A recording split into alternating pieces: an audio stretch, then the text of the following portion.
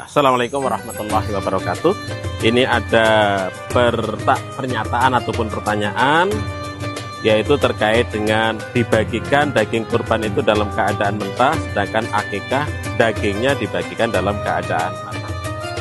Begini saudara, bahwa kurban itu adalah merupakan satu ketentuan syariat. Dalam kaitannya dengan hukum Islam, memang ada dua segi, yaitu ada aspek yang sawabit, aspek yang tetap, dan aspek yang mutakhayyirat.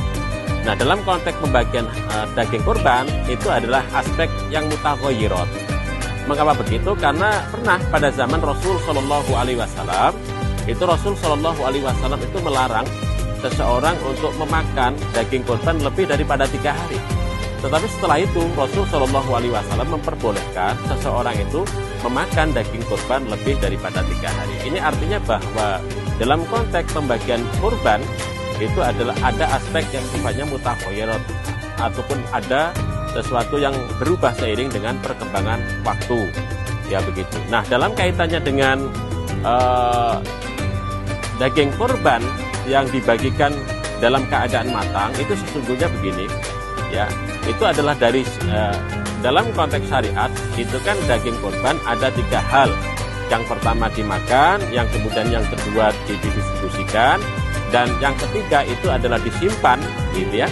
Nah, dalam konteks penyimpanan itu, dalam konteks sekarang maka penyimpanan yang dalam bentuk matang itu lebih mudah untuk dilakukan, dan ketika dibutuhkan sewaktu-waktu itu lebih maslahat untuk segera didistribusikan.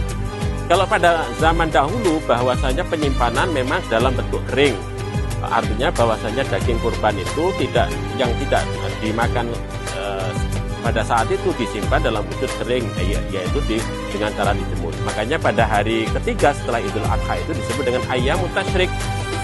Maksudnya ayyamut tasyrik itu apa? Yaitu hari-hari di mana seseorang itu menjemur sisa-sisa daging itu dalam rangka untuk disimpan dalam jangka waktu untuk waktu yang cukup lama begitu. Nah, dalam konteks sekarang karena kita itu teknologinya sudah maju begitu, maka kemudian daging kurban itu bisa kita simpan dalam wujud yang sudah dimakan itu, dimasak, yang kemudian diwujudkan dalam dikalengi, sehingga kemudian pada saat waktu-waktu maka dapat didistribusikan kepada orang yang berhak. Dan saya kira begitu, ini aspek mutakhayyirat gitu ya, aspek yang bisa berubah seiring dengan perkembangan waktu dan zaman begitu, sesuai dengan kemaslahatan yang ada. Saya kira begitu. Terima kasih. Assalamualaikum warahmatullahi wabarakatuh.